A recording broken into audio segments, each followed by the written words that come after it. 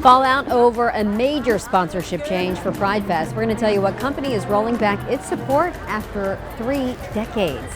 And a serious warning about storm scams 1 week after a deadly tornado. A charity's concern coming up next. Hi everyone, welcome to Michelle on the Money. We are looking at the big stories impacting your wallet in the bi-state, from business to consumer news. We are starting with an update on the state of our economy and some scams, because scams are pretending to be a charity and taking advantage of storm survivors in St. Charles County. Annie Krall explains how they're trying to take advantage of the most vulnerable. Don't agree to anything on the phone. Habitat for Humanity saying in a statement several people in St. Charles County have gotten unsolicited messages asking for personal information, offering home repair services, or fundraising requests to help with cleanup. If you didn't call them, they shouldn't be in. And I always let people know, like, if you get a call or someone stops, call them. Tell them, yeah, okay, I'm going to call you back. Look up their number and call, because you may not even be talking to the real people. One of the most damaged spots in St. Charles County was Bradshaw Road in West Alton. Mayor Willie Richter says that even on Saturday morning after the storm, the threat of door-to-door scammers was top of mind. If they don't answer the phone, or the people you call are like, no, we didn't contact you, then you know that wasn't legit. Habitat for Humanity urging people to check the source. Any messages will come from their website, verified social media accounts, or email addresses that end in @habitatstcharles.org. Located in St. Peters, the police department recommends avoiding any contact that creates a sense of urgency, like workers saying they're only in the area today. Even 10 days later, work still has to be done by families like this one on Bradshaw, who didn't want to go on camera but said they were inside when an EF2 tornado ripped off their roof, trapping the father-in-law underneath the collapse. With 3 different insurance claims underway, they told us they're more worried about looters than scammers, but both are scary after the traumatic storm. Annie Krall, 5 on your side.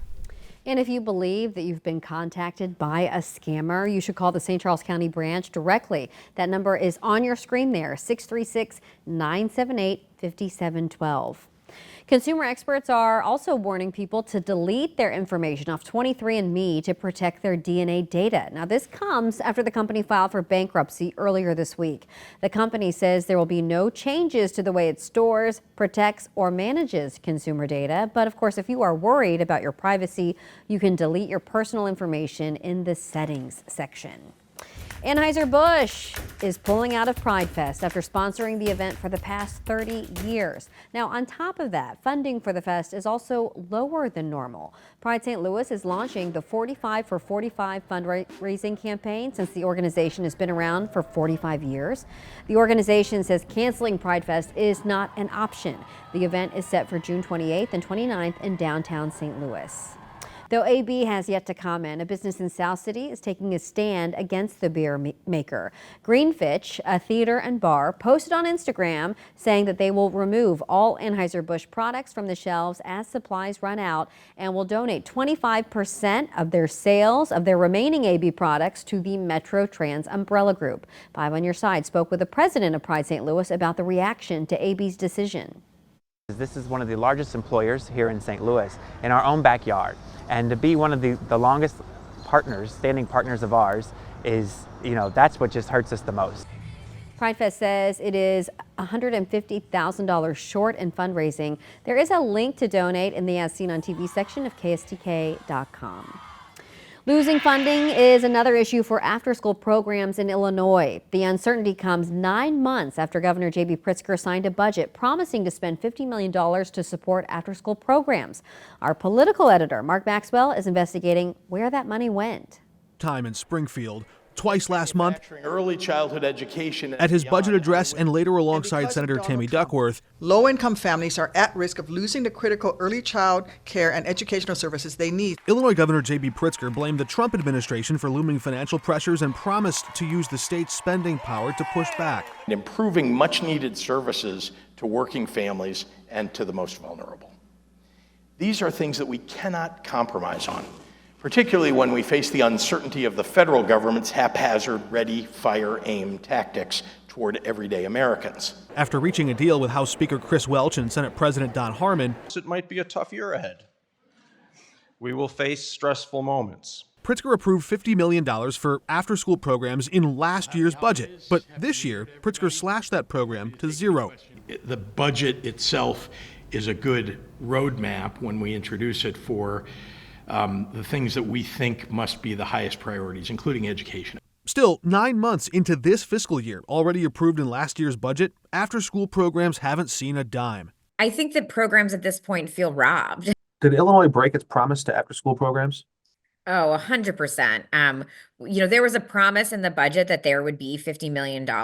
And then when it never came out, people had to just start shutting down. We understand that we have a tough budget situation in Illinois. We met Evan Krause in East St. Louis, where his nonprofit holds out hope local schools will still have somewhere safe to send kids after the final bell rings.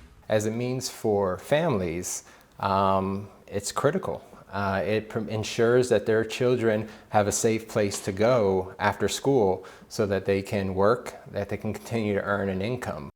Reporting in St. Louis, Mark Maxwell, 5 on your side. And then staying in Illinois, there is a push to make higher education more affordable. A bipartisan plan would allow community colleges to grant 4-year degrees. A House committee actually refused to take it up for a vote this week, but there is still bipartisan hope for the measure, despite many 4-year colleges opposing the plan. 6 to 9 months, you can go from making a minimum wage job to making a head of household job by getting certified in something that is where there's a skills gap in your particular area. We obviously need a pipeline to get people to those professions. Hopefully this will encourage the public universities and colleges to bring their prices down, to get back to a reasonable price. Nearly half of the states in the country actually have adopted a similar plan, and it is part of Governor J.B. Pritzker's legislative agenda. The Senate could revive the idea before a deadline that's probably about 2 months away now. We have also learned that the CDC is pulling back more than $11 million in COVID funding, and that money went to health departments all across the U.S. The Department of Health and Human Services says pandemic funds would also be pulled from non-government organizations and international recipients. Right now, big changes also coming to food programs all across the state, and they could have a major impact on families, schools, and also farmers. Earlier this month, the federal government announced that it's pulling $1 billion in funding for programs that bring fresh, locally grown food to school cafeterias, food banks, and also child care centers. And now advocates worry about the ripple effect. They may not have food at home, and being able to provide food, provide this basic need, is a way that we can help bridge the gap for students while they're at school. West Virginia has now become the first state to completely ban foods that contain artificial food dyes, acting on concern that the dyes pose a health risk. The EU, Australia, and Japan already ban or regulate artificial dyes. The FDA banned red dye number 3 in January, if you remember. More than 20 states are also considering similar bans. California, in red there, already bans dyes in school meals. Big changes could be coming to Social Security, according to the Social Security Administration's commissioner. He says the Trump administration is actually asking him to make changes that normally take 2 years in the next 2 weeks. Now, so far, no changes to Social Security benefits have been announced, but we know that at the end of the month, beneficiaries who cannot prove their identities online will have to do so in person at a field office. And if you need to change your banking information, that will also have to be done in person as well. Ahead of the busy travel season, United Airlines announced changes to annual fees for lounges and rewards credit cards. Now, these new changes will include sign-up bonuses, new benefits like rideshare credits, and also award flight discounts. While fees are rising, the airline says the added value actually outweighs all of the costs. And we want to mention this for travel. The National Highway Traffic Safety Administration says about 450,000 vehicles are sold every year with false odometer readings. So here's what you can look out for if you're trying to buy a car. Compare the mileage on the title with the odometer reading and check maintenance records for inconsistencies. You should also take a look at the tires. The original tires should be on the car if it's under 20,000 miles. Make sure to examine the wear and tear on the gas gas, brake, and the clutch pedals. And then finally, request a vehicle history report to identify any discrepancies. We should mention odometer fraud is a crime. Federal law requires sellers to disclose a vehicle's mileage on the title when the ownership is transferred. If the mileage is wrong, a statement has to be provided. Digital odometer fraud, though, is harder to detect, so buyers should check the car's condition and the history reports. Well, check this out. The Opera Theater of St. Louis says it has found the right fit in Clayton. According to our partners at the St. Louis Business Journal, the nonprofit is now under contract to buy the Caleres campus with plans to build a new performing arts center. It has called Webster University home since 1976. The former Brown Shoe Company plans to move its headquarters to downtown Clayton next year. And if you remember, last year the Clayton School District backed out of a deal to buy the campus after a lot of negative feedback from the community. Well, it is officially baseball season, and there will be some new food options to try at Busch Stadium this season. Intentional Walk in center field will offer rice and noodle bowls. Then Mayo Ketchup has Cuban sandwiches and empanadas. There is also the brisket dog. Have you heard about this? This is a hot dog topped with smoked brisket. Meat on meat on meat, as we've been saying. And then Freddy's frozen custard and crumble cookies are opening to satisfy your sweet tooth. And also, as we take a look at Busch Stadium, this season you can enjoy cheaper beer. The Crown Bar at Budweiser Terrace will serve $5 draft beers for the duration of the game. Before, the deal was only offered up to the first pitch, but now they're going to offer $6 margs at night games and $6 Bloody Marys during day games. Pretty incredible savings there. All right, that's going to do it for us. Thanks so much for watching Michelle on the Money. For more money stories like these, be sure to join me every day on Today in St. Louis starting at 5 a.m. In the meantime, we're going to see you again next weekend right here on the 5 Plus app.